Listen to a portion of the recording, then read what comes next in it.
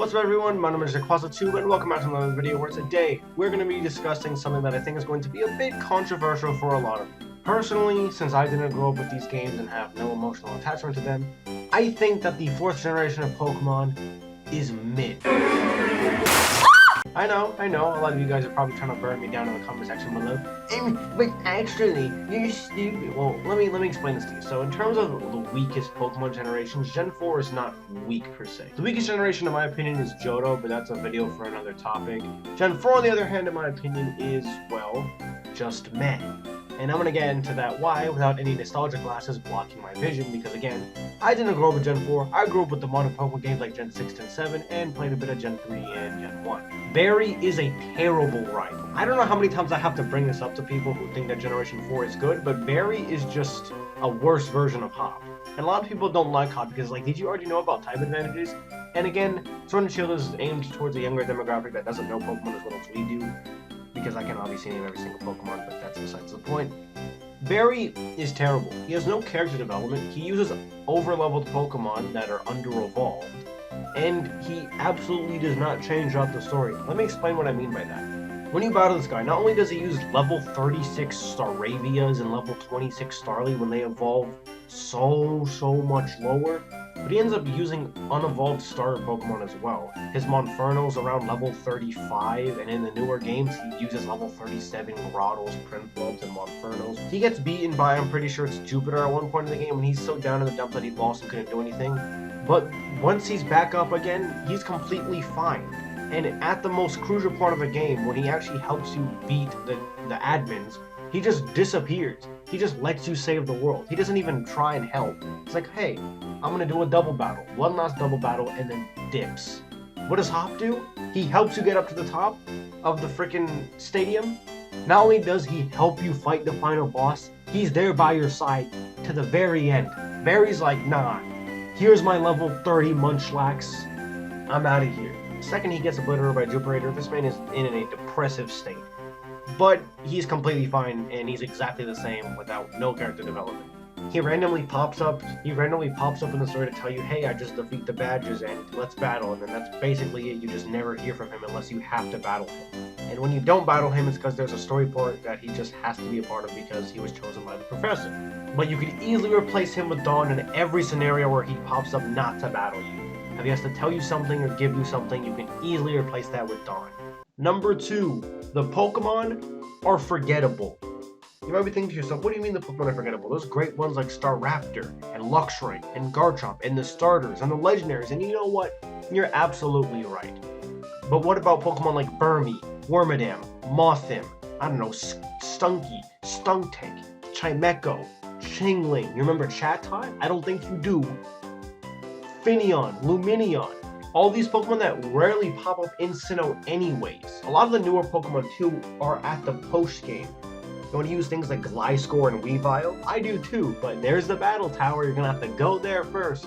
Which is weird because you can't even find Gligar and Sneasel and Pokemon like that in the base game anyways. In BDSP you can at least find them in the Grand Underground, but you still have to wait to evolve them at the end of the game. Once you've beaten the champion and everything, which I just find stupid.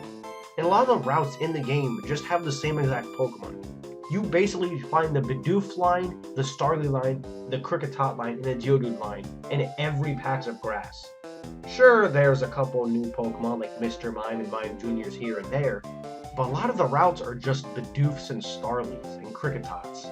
Plus, we all know that there's rarely any type diversity in Diamond and Pearl to the point where they had to add in new fire types in Platinum. A lot of the Pokemon that you find in the grass are either water, grass, normal, or bug type. That's basically the types that are in Sinnoh. There's rarely any fire types, rarely any dragon types, rarely any fighting types, rarely anything else. A lot of the teams that actually play Sinnoh, from what I've seen, are exactly the same. They either have Luxray on them, a Staraptor on them, a Garchomp on them, or a Floatzel on them, and then the starter Pokemon, and then just some random Pokemon and things. A lot of the new Sinnoh Pokemon that you find are scattered throughout the region and aren't in your face like they typically are. When you play Gen 3, not only are there Poochyens, Zigzagoons, Ninkatas, Talos, Skitties everywhere you look, but there's always something new in every route. In this game, it's like, okay, here's a Starly, a Bidoof, and a Kricketot, and that's basically it.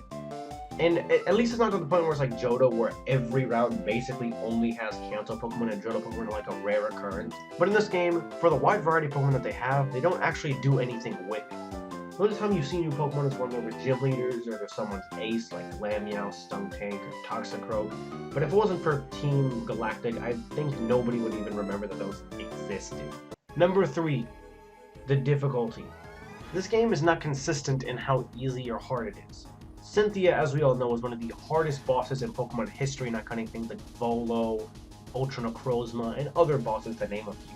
Then you have Cyrus, the team, admin, general, captain, whatever of Galactic, and he uses unevolved Pokemon that are weak and have terrible move pools. Seriously, this man wanted to take over the world with the Sneasel? Come on, man. The second time that you battle him, all he does is gain a couple levels, add a new Pokemon to his team, and then evolves his Golbat. That's it. The only sense of difficulty you get in this game is the champion. And I guess that's where Pokemon games are supposed to be. I mean, that's obviously how it was with Sword and Shield, with the only difficult part being Leon. But at least in that game, when I actually fought Rose, I felt the sense of power that I was supposed to. When I battled Cyrus in his offense, he's like, okay, you can't stop me even though I just lost. Here's a Master Ball. I'm out of here. He literally just gives you the Master Ball for no reason whatsoever. Why? Why would he give you the Master Ball if his whole plan was to utilize the legendaries and not do anything with them? Cynthia not only knows what's going on in the region, but she doesn't do anything about it. Even if she doesn't have any legal power and champion is just a title, she can still battle her way through and get to Cyrus. What's stopping her? These bunch of scientists that have a Bidoof and a Staravia. Come on. Not only does she know that something's wrong, everyone knows that something is wrong. Does anyone do anything about it? No.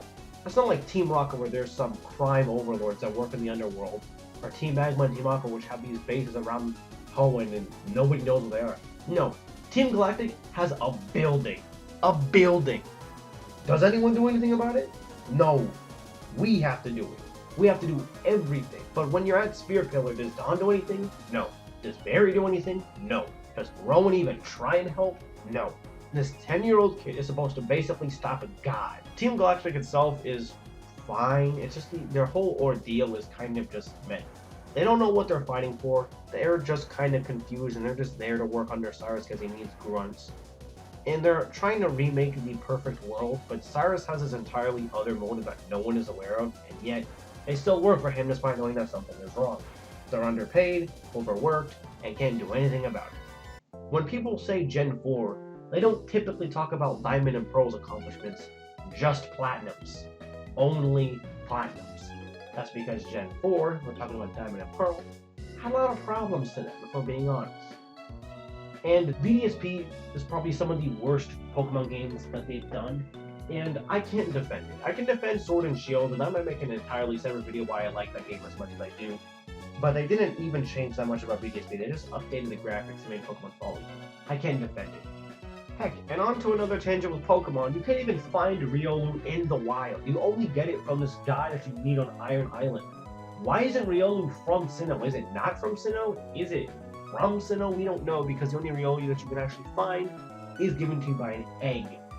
So as I said, a lot of the new Pokemon in this game are underutilized. Those are my thoughts on why I personally don't like Gen 4. If you disagree with me, have in the comments below. And I'm going to get on a quick tangent to why I like Gen 8. The world made you feel like you had freedom, the new Pokemon were creative, and were actually seen a lot throughout the game. They had cool origins and cool designs to them. The gym leaders all had their own unique personalities and appear throughout the story, and they're sitting in their gym waiting for you. The characters all meet something and go through some kind of arc throughout the game. It adds a lot of background information and little side stories that you can do and learn about if you actually take the time to explore the world. And for the first mainstream Pokemon game on the Switch, not counting Let's Go, I think that I did a good job at actually bringing about Pokemon in the wild and having a good story, albeit a bit lackluster, but still a good story nonetheless. I hope you all enjoyed. I'll see you all in the next video, and have a wonderful day. See you everyone. Peace out. Love ya.